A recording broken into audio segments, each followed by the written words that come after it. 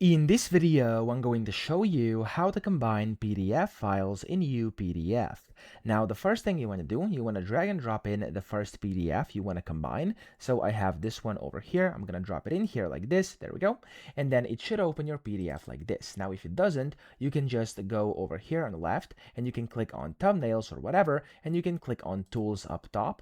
And from here, you can go and click on where it says organize pages and it says more. So this is going to show you all of your pages right now, and if you actually want to combine PDFs, you want to click on the insert button up top and you want to select from file.